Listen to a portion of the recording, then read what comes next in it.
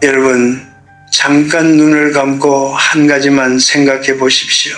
오늘 밤 여러분이 갑자기 쓰러진다면 구급차를 부르기도 전에, 병원 침대에 눕기도 전에 가장 먼저 달려올 사람이 누구입니까? 그리고 더 중요한 질문이 있습니다. 그 사람은 왜 달려옵니까? 의무 때문입니까? 아니면 마음 때문입니까? 저는 올해로 105년을 살았습니다.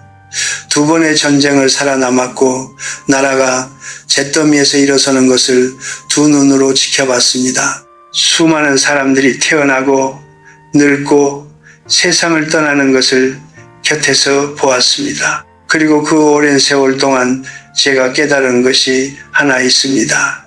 사람들이 노후에 가장 두려워하는 것은 가난도 병도 아니라는 사실입니다. 가장 깊은 두려움은 바로 이것입니다. 아무도 곁에 없는 것. 그런데 여기서 우리는 커다란 착각을 하나 품고 삽니다. 많은 분들이 이렇게 생각하십니다. 자식이 있으니 괜찮아. 며느리가 있고 사위가 있고 손자들이 있으니 늙어서도 혼자는 아니야. 저도 그렇게 생각했습니다. 40대에도 50대에도 그렇게 믿었습니다. 혈연이라는 울타리가 나를 지켜줄 것이라고, 그 믿음이 얼마나 달콤한 환상이었는지 저는 70대가 되어서야 비로소 알기 시작했습니다. 혈연은 관계를 만들지 않습니다. 혈연은 의무를 만들 뿐입니다. 그리고 의무로 맺어진 관계는 그 의무가 버거워지는 순간 조용히 균열이 생깁니다. 아무도 그것을 드러내놓고 말하지 않습니다. 명절에 모이고 생일을 챙기고 겉으로는 모든 것이 평온해 보입니다. 하지만 노인이 된 여러분은 느낍니다. 전화 한 통이 점점 뜸해지는 것을, 대화가 점점 짧아지는 것을, 그리고 어느 순간 방 안에 혼자 앉아있는 자신을 발견하는 것을. 저는 이것이 누구의 잘못이라고 말하는 것이 아닙니다. 이것은 인간의 본성입니다. 사람은 자신의 삶이 먼저입니다. 자식도 며느리도 사위도 그들도 각자의 짐을 지고 살아갑니다. 그것을 원망하는 것은 달에게 낮에도 빛나라고 요구하는 것과 같습니다. 그렇다면 진짜 질문은 이것입니다. 의무가 아닌 마음으로 아무도 시키지 않았는데도 스스로 선택해서 곁에 있어주는 사람, 그런 사람이 당신 곁에 있습니까? 오늘 저는 105년의 삶에서 길어 올린 이야기를 여러분과 나누고자 합니다. 딸이 낫냐, 며느리가 낫냐, 그런 비교는 이제 내려놓으십시오. 진짜 노후에 곁에 남는 사람은 따로 있습니다. 그리고 그 사람들에게는 공통점이 있습니다. 오늘 그 5가지 인연에 대해 천천히 함께 생각해 보겠습니다. 제가 65살이던 해 겨울 처음으로 쓰러졌습니다. 강의를 마치고 연구실로 돌아가던 길이었습니다. 갑자기 눈앞이 하얗게 흐려지더니 다리에 힘이 빠졌습니다. 바닥에 쓰러지는 순간 제 머릿속에 스친 것은 강의 내용도 써야 할 논문도 아니었습니다. 딱 하나였습니다. 지금 이 순간 누가 나를 발견해 줄까? 병원에 실려갔습니다. 검사를 받고 링거를 맞고 하얀 천장을 바라보며 누워 있었습니다. 아내에게 연락이 갔고 자식들에게도 소식이 전해졌습니다.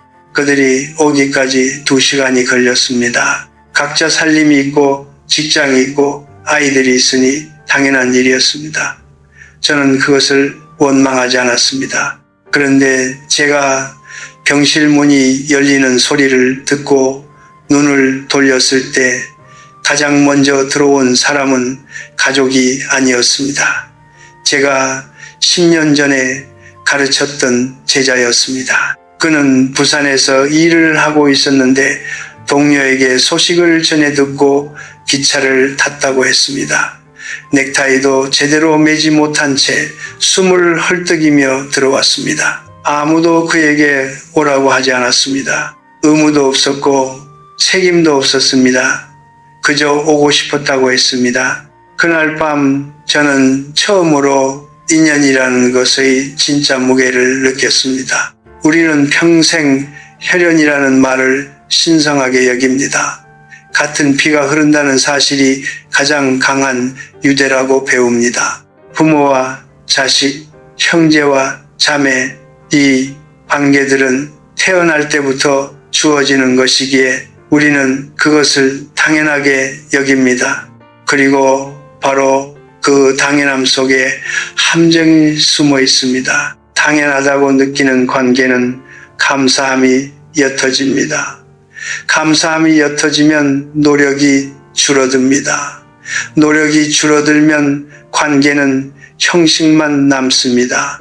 명절에 모이고 어버이날에 전화하고 생신 때 밥 한 끼 먹는 것, 그것이 관계의 전부가 되어버립니다.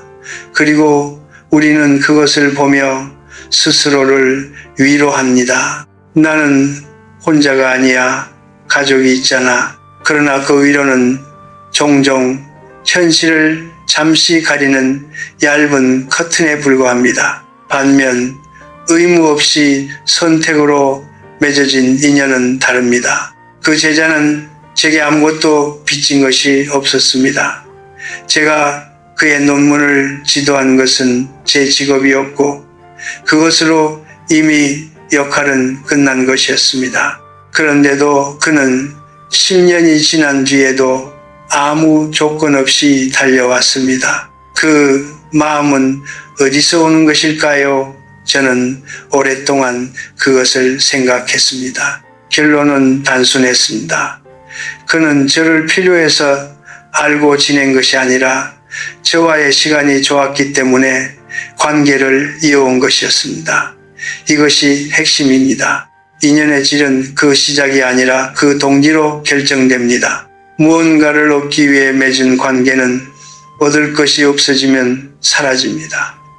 그러나 그냥 좋아서 그냥 곁에 있고 싶어서 맺은 관계는 세월이 지나도 남습니다. 여러분의 주변을 한번 돌아보십시오. 아무도 시키지 않았는데 아무 이득도 없는데 그냥 여러분이 걱정되어서 연락해 오는 사람이 있습니까? 별일 없는 날에도 용건도 없이 그냥 안부가 궁금해서 전화해 오는 사람이 있습니까? 그런 사람이 한 명이라도 있다면 여러분은 이미 충분한 사람입니다. 혈연은 운명이 만들어준 관계입니다. 그러나 선택으로 맺어진 인연은 인생이 직접 검증해준 관계입니다.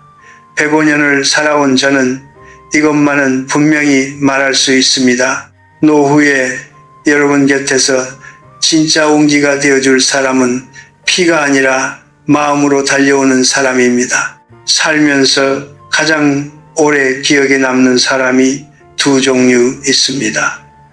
아무 조건 없이 나를 도와준 사람, 그리고 내가 듣기 싫어하는 말을 용기 있게 해준 사람. 언뜻 보면 이 두 사람은 전혀 다른 것 같습니다. 그러나 제가 105년을 살고 나서 깨달은 것은 이 두 사람은 사실 같은 뿌리에서 나온다는 것입니다. 그 뿌리의 이름은 하나입니다. 진심. 먼저 두 번째 인연에 대해 이야기하겠습니다. 아무것도 따지지 않고 돕는 사람입니다. 제가 80살이 넘었을 때의 일입니다. 오랫동안 함께 연구를 해온 동료 교수가 있었습니다. 그는 저보다 10살이 어렸는데 어느 날 제가 논문 한 편을 마무리하지 못하고 끙끙대고 있을 때 말없이 찾아왔습니다. 커피 2잔을 들고 원고를 함께 들여다보며 새벽 2시까지 제 곁에 앉아 있었습니다. 저는 그에게 부탁한 적이 없었습니다. 그는 그냥 알아서 왔습니다. 세상에는 두 종류의 도움이 있습니다. 하나는 보여주기 위한 도움이고 다른 하나는 그냥 하는 도움입니다. 보여주기 위한 도움은 반드시 누군가를 필요로 합니다. 증인이 필요하고 기억해 줄 사람이 필요하고 나중에 돌려받을 것을 기대합니다. 이런 도움은 받을 때는 따뜻하게 느껴지지만 시간이 지나면 묘한 무게감이 남습니다. 빚을 진 것 같은 느낌, 언젠가는 갚아야 할 것 같은 불편함, 그것은 도움이 아니라 거래입니다. 그러나 그냥 하는 도움은 다릅니다. 그것은 아무 소리도 내지 않습니다. 생색을 내지 않고 나중을 계산하지 않습니다.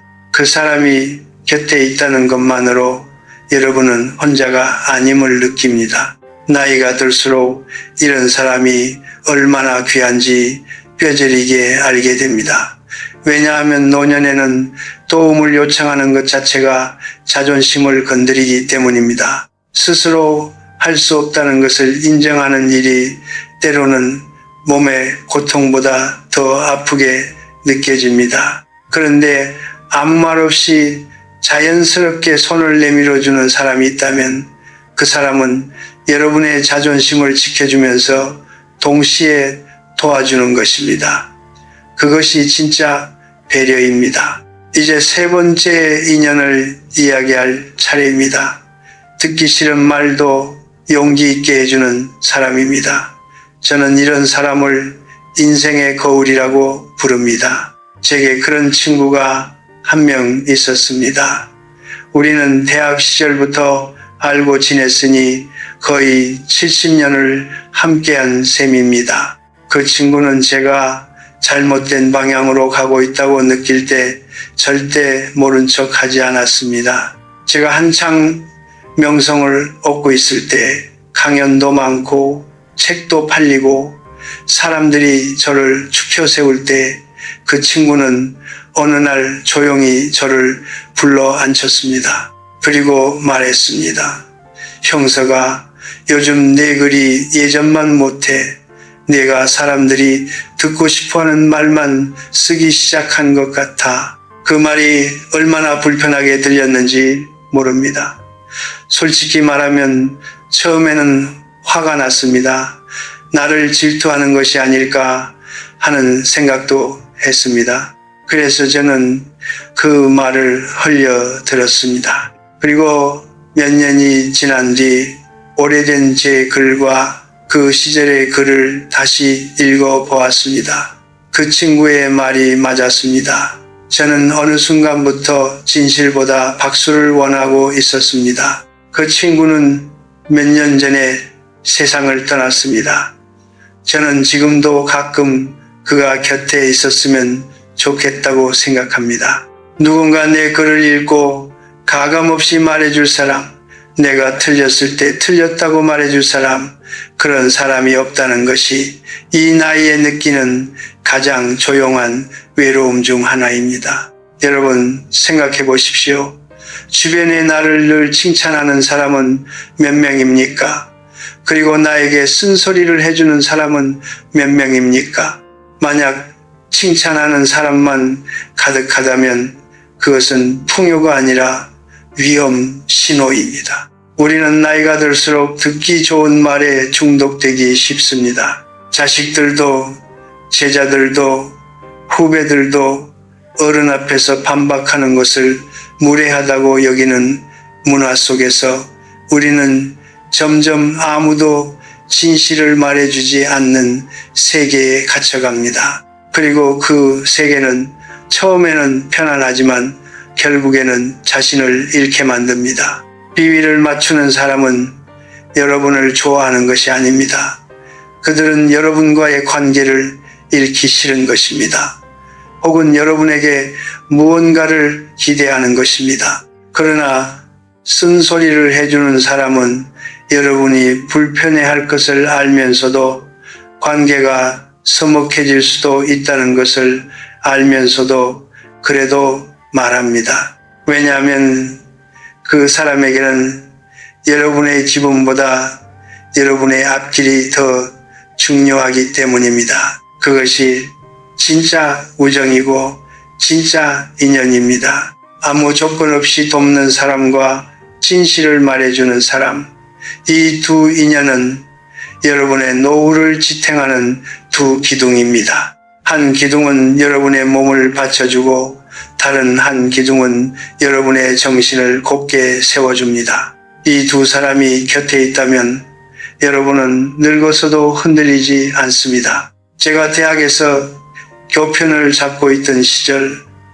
제 연구실 앞에는 늘 사람이 끊이지 않았습니다. 학생들이 찾아왔고 동료 교수들이 찾아왔고 출판사 편집자들이 찾아왔고 때로는 저와 한 번도 만난 적 없는 사람들도 명함을 들고 찾아왔습니다. 그때는 그것이 당연하다고 생각했습니다. 사람들이 나를 좋아하는 것이라고, 내가 그만큼 가치 있는 사람이기 때문이라고 믿었습니다. 그 믿음이 얼마나 순진한 것이었는지 저는 퇴임을 하고 나서야 비로소 알았습니다. 정년 퇴임을 한 첫 해 봄이었습니다. 연구실 문에 붙어있던 제 이름표가 떼어졌습니다. 작은 일이었습니다. 그런데 그 순간 무언가 큰 것이 조용히 끝났다는 느낌이 들었습니다. 그리고 예상했던 대로 천천히, 아주 천천히 사람들이 줄어들기 시작했습니다. 처음에는 연락이 뜸해졌습니다. 그 다음에는 모임에서 제자리가 슬쩍 사라졌습니다. 그리고 어느 해 겨울 저는 며칠째 아무에게서도 연락을 받지 못한 채 혼자 방 안에 앉아 있는 자신을 발견했습니다. 그것은 배신이 아니었습니다. 저는 그것을 분명히 말하고 싶습니다. 사람들이 나를 이용하고 떠난 것이 아닙니다. 그것이 인간의 자연스러운 본성입니다. 사람은 누구나 자신에게 유용한 관계를 향해 움직입니다. 그것을 탓하는 것은 물이 낮은 곳으로 흐른다고 탓하는 것과 같습니다. 우리는 그 사실을 인정해야 합니다. 아프더라도 인정해야 합니다. 그런데 바로 그 순간 모든 것이 사라지고 난 뒤 몇몇 사람들이 여전히 찾아왔습니다. 그중 한 사람은 제가 20년 전에 딱 한 학기만 가르쳤던 학생이었습니다. 특별히 친했던 것도 아니었고 그 후로 연락을 자주 주고받은 것도 아니었습니다. 그런데 그는 제가 퇴임하고 몇 년이 지난 어느 날 그냥 지나가다 들렀다며 귤 한 봉지를 들고 나타났습니다. 아무 용건도 없었습니다. 그냥 안부가 궁금했다고 했습니다. 우리는 2시간 동안 별 내용도 없는 이야기를 나눴습니다. 그가 돌아간 뒤 저는 한참 동안 그 자리에 앉아 있었습니다. 가슴이 이상하게 따뜻했습니다. 저는 그때 깨달았습니다. 지위가 있을 때 찾아오는 사람과 지위가 없어진 뒤에도 찾아오는 사람, 이 둘 사이에는 하늘과 땅만큼의 차이가 있다는 것을, 전자는 나의 위치를 보고 온 것이고 후자는 나라는 사람을 보고 온 것입니다. 위치는 언젠가 반드시 사라집니다. 직함도 사라지고 권한도 사라지고 젊음도 사라지고 재산도 줄어듭니다. 그러나 나라는 사람, 내가 살아온 방식, 내가 누군가에게 건넨 진심, 그것은 사라지지 않습니다. 그리고 그것을 기억하는 사람이 바로 진짜 인연입니다. 인생의 후반부에 접어드신 분들에게 한 가지 여쭤보고 싶습니다. 지금 여러분 주변에 있는 사람들 가운데 여러분이 더 이상 아무것도 해줄 수 없게 되었을 때에도 여전히 곁에 있을 사람이 몇 명이나 됩니까? 그 숫자가 여러분의 진짜 인간관계의 크기입니다. 명함첩에 가득한 연락처가 아니라 그 조용한 숫자가 여러분이 살아온 삶의 진짜 결실입니다. 저는 오래 살면서 한 가지 법칙을 발견했습니다. 관계의 진짜 가치는 무언가가 사라진 이후에야 드러난다는 것입니다. 건강이 있을 때는 건강을 빼앗겨봐야 그 소중함을 압니다. 돈이 있을 때는 돈을 잃어봐야 진짜 친구가 보입니다. 지위가 있을 때는 그것을 내려놓아야 비로소 사람이 보입니다.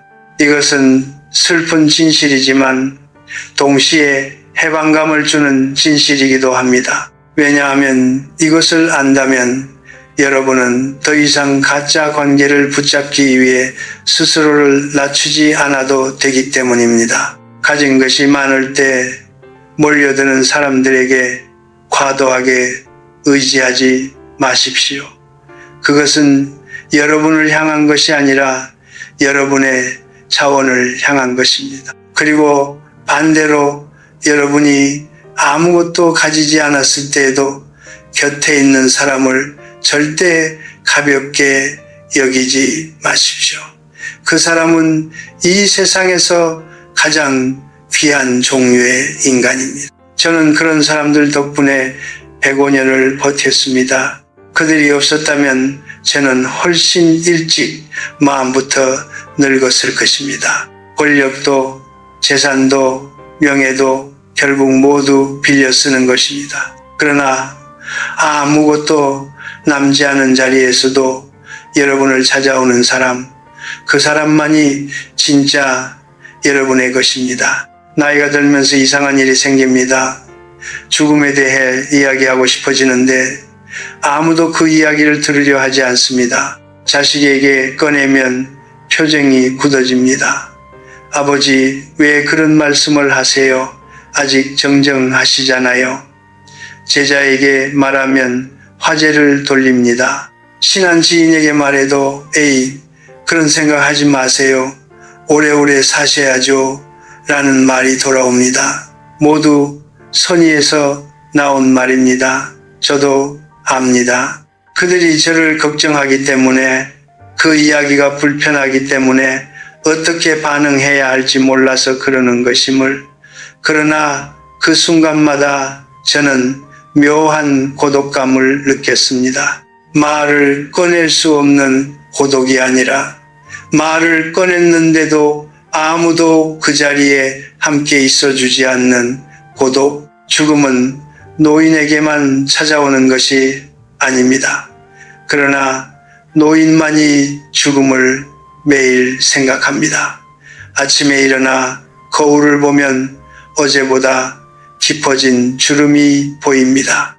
계단을 오를 때 예전과 달라진 다리 힘이 느껴집니다. 오래된 친구의 부고를 받을 때마다 다음은 내 차례일 수도 있다는 생각이 스칩니다. 이것은 비관이 아닙니다. 이것은 오래 산 사람의 눈이 보는 것입니다. 그리고 이 눈으로 본 것을 누군가와 나눌 수 있다는 것. 그것이 제가 말하는 5번째 인연의 본질입니다. 제 삶에 그런 사람이 딱 한 명 있었습니다. 이미 오래전에 세상을 떠난 친구입니다. 그는 저보다 5살이 많았고 철학을 공부한 사람이었습니다. 어느 가을 저녁 우리는 공원 벤치에 나란히 앉아 있었습니다. 특별한 계기가 있었던 것은 아닙니다. 낙엽이 지는 것을 보다가 제가 불쑥 말했습니다. 나는 죽음이 두렵지 않은데 혼자 죽는 것이 두려워. 보통은 그 말을 듣는 순간 사람들이 당황합니다. 그런데 그 친구는 한동안 말없이 낙엽을 바라보다가 조용히 말했습니다. 나도 그래. 죽음보다 그 전에 긴 시간이 더 무서워 그뿐이었습니다. 우리는 더 이상 그 이야기를 길게 이어가지 않았습니다. 그냥 나란히 앉아 바람 소리를 들었습니다. 그런데 그날 저는 이상하게도 마음이 편안했습니다. 해결된 것은 아무것도 없었는데 혼자가 아니라는 느낌만으로 충분했습니다. 그것이 5번째 인연이 주는 것입니다. 위로의 말이 아닙니다. 해결책도 아닙니다. 그냥 함께 있는 것, 삶의 유한함 앞에서 도망가지 않고 외면하지 않고 그 무거운 자리에 같이 앉아 있어 주는 것, 그것이 인간이 서로에게 줄 수 있는 가장 깊은 형태의 동반입니다.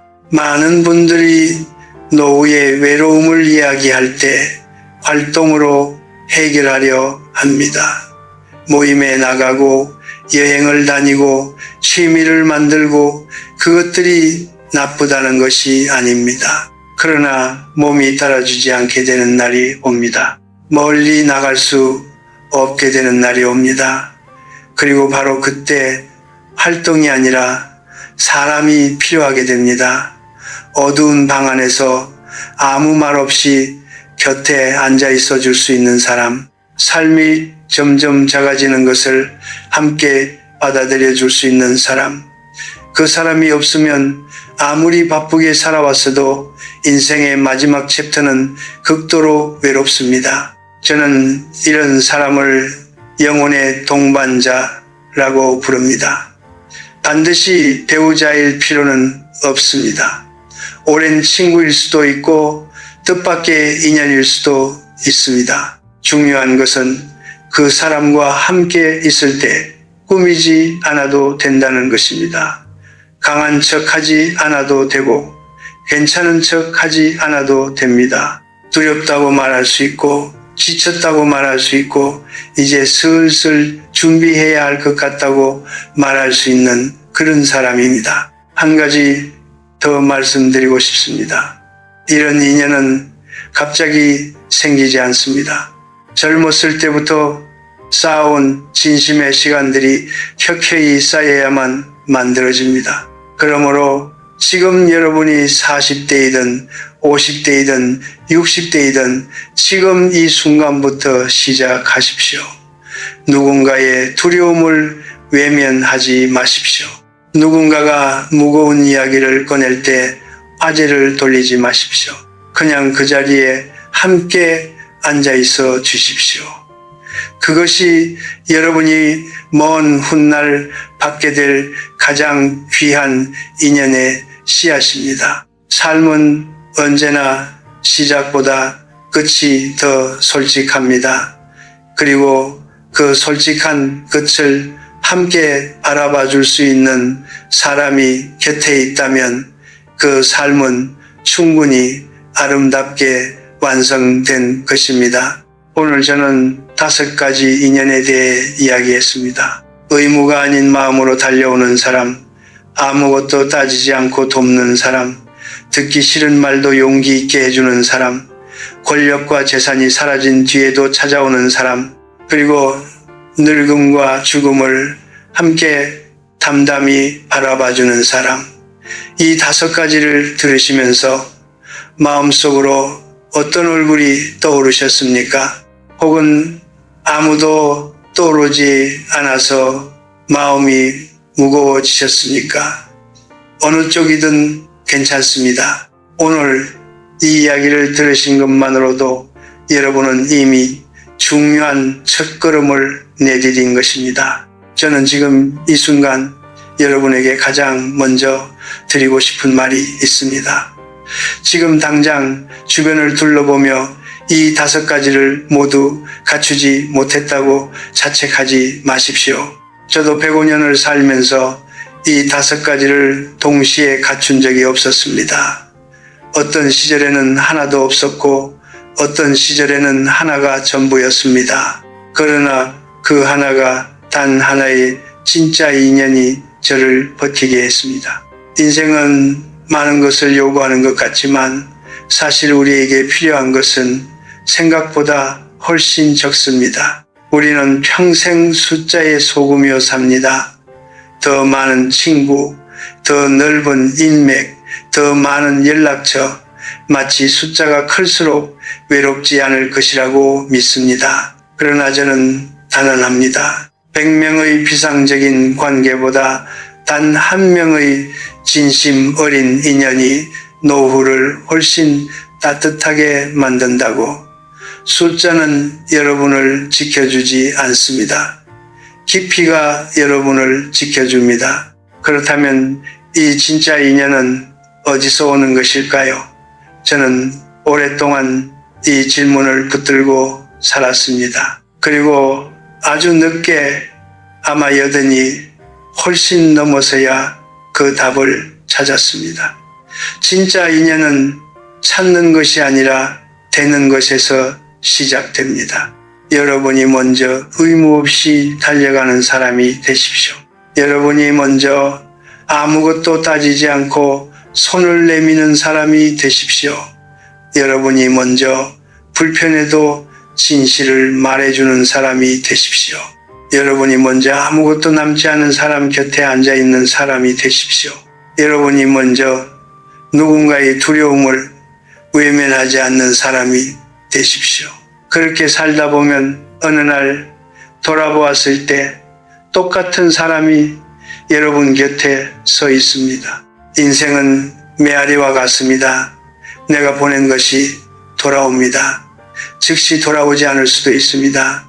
몇 년이 걸릴 수도 있고 몇십 년이 걸릴 수도 있습니다. 그러나 반드시 돌아옵니다. 저는 그것을 105년 동안 수없이 목격했습니다. 진심은 사라지지 않습니다. 다만 때를 기다릴 뿐입니다. 저는 지금 이 글을 읽고 계신 분들 중에 50대가 계시다면 특별히 이 말을 드리고 싶습니다.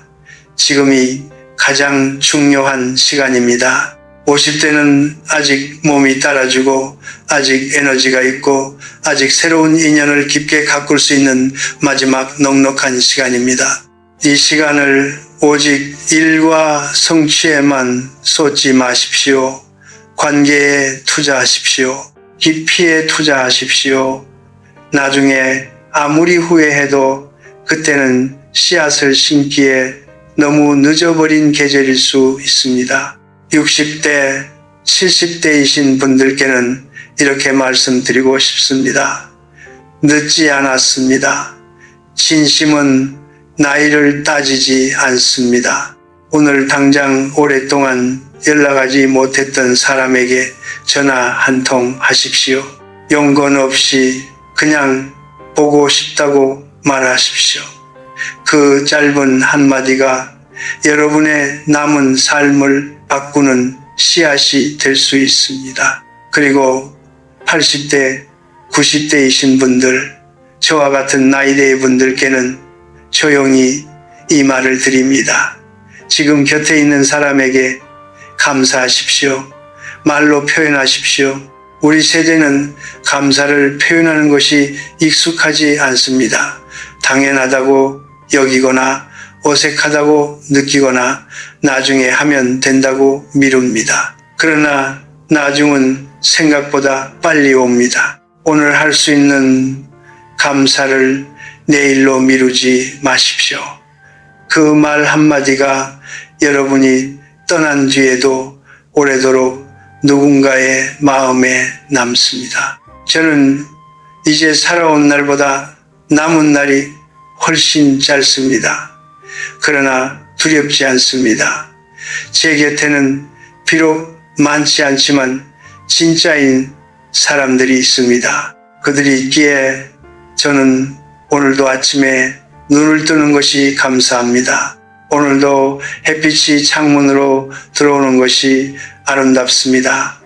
오늘도 따뜻한 차 한 잔이 충분합니다. 행복은 거창한 것이 아닙니다. 곁에 진짜 사람이 있을 때 아주 작은 것들이 전부 행복이 됩니다. 딸이 낫냐, 며느리가 낫냐, 그 질문은 이제 내려놓으십시오. 진짜 노후에 곁에 남는 사람은 혈연이 결정하지 않습니다. 그것은 여러분이 살아온 방식이 결정합니다. 여러분이 누군가에게 건넨 진심의 무게가 결정합니다. 그러므로 오늘부터 딱 한 사람에게라도 진심을 다하십시오. 그것으로 충분합니다. 삶은 요란한 축제가 아닙니다. 삶은 조용한 강물처럼 흘러가는 것입니다. 그 강물 위를 함께 걸어가 줄 단 한 사람이 있다면 그 여정은 충분히 깊이 아름다운 것입니다. 고맙습니다.